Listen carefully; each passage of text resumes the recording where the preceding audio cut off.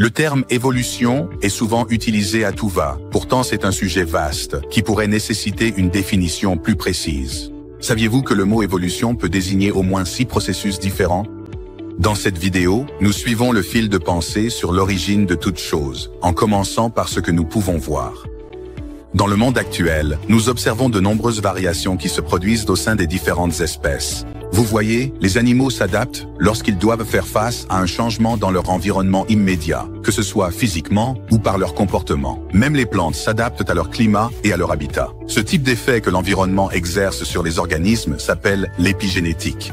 Ce sont des variations facilement observables dans la nature et qui ont entraîné de légers changements au sein d'une espèce animale spécifique, sans modifier le type d'animal. Cela a parfois été appelé microévolution. Cependant, le véritable terme scientifique pour désigner les variations au sein de chaque espèce est la diversité génétique. Il y a eu de nombreuses idées fausses concernant les mutations. Les mutations aléatoires provoquent des malformations, des maladies, des syndromes et même la mort, qui sont des défauts et non des progrès. D'accord. Alors comment se fait-il que nous ayons autant de types d'animaux différents? La théorie de l'évolution de Charles Darwin postulait qu'un ancêtre commun unique avait évolué sur des millions d'années en subissant des changements biologiques dus à la sélection naturelle. Ceux qui étaient les mieux adaptés à leur environnement survivaient pour se reproduire et à des mutations aléatoires. Cela signifie que la première cellule la plus simple a évolué en un organisme multicellulaire, dont la descendance a progressivement évolué en une créature ressemblant à un poisson, dont la descendance a ensuite commencé à passer du temps hors de l'eau, sur la terre ferme. Ces amphibiens ont progressivement quitté complètement l'eau, devenant des reptiles, qui ont ensuite évolué en oiseaux, mammifères, etc. Ceci est souvent appelé la macroévolution. Il convient de noter que les scientifiques n'ont pas encore observé le changement d'un type d'animal en un autre, ni dans la nature, ni en laboratoire. Qu'en est-il de l'origine de la toute première forme de vie?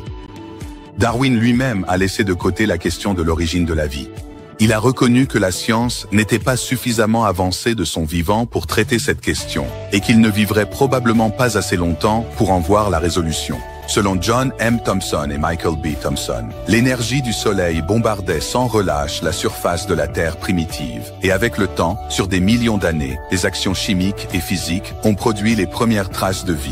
Des masses informes, semblables à de la gelée, capables de capter l'énergie de l'environnement et de produire davantage de leur propre espèce.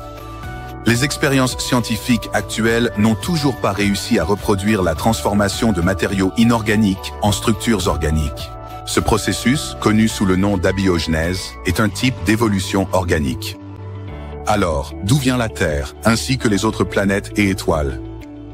De nombreux scientifiques affirment qu'il existait d'immenses nuages de poussière et de gaz dans l'espace, et que progressivement, ces particules de gaz et de poussière se sont rassemblées sous l'effet des forces gravitationnelles, formant des groupes qui se sont ensuite condensés en étoiles.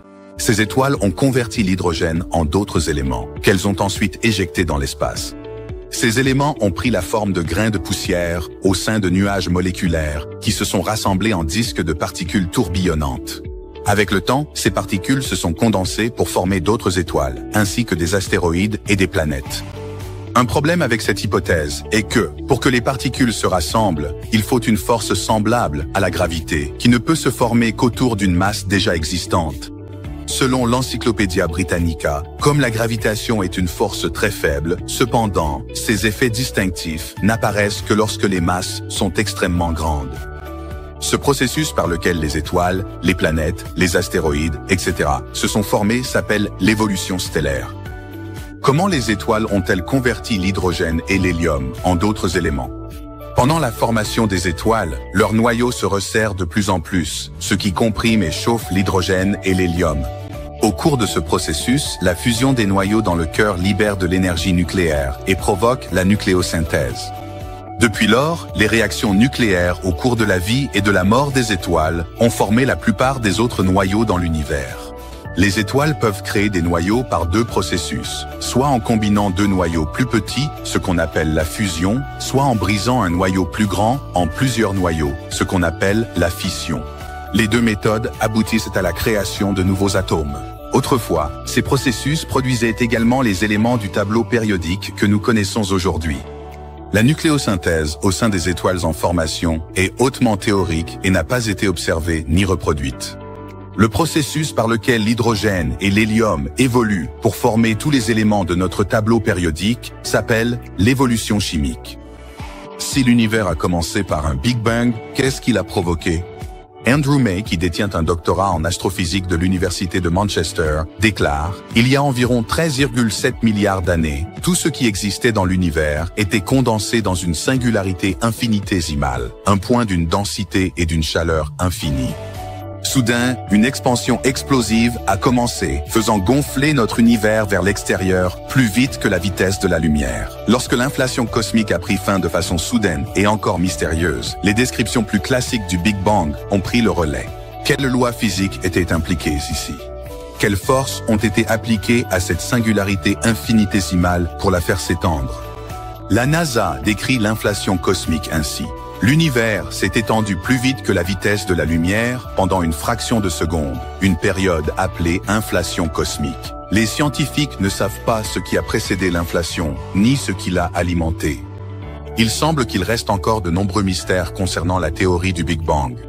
Un nom approprié pour le processus de formation de l'univers est l'évolution cosmique.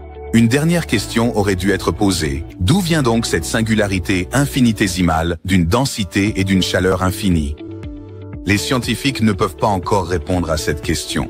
Donc, si vous croyez qu'une petite singularité lourde et chaude est la cause ultime de l'univers, vous faites assurément un acte de foi. Merci d'avoir regardé. Si vous avez apprécié notre vidéo, n'oubliez pas de cliquer sur les boutons j'aime et s'abonner ci-dessous.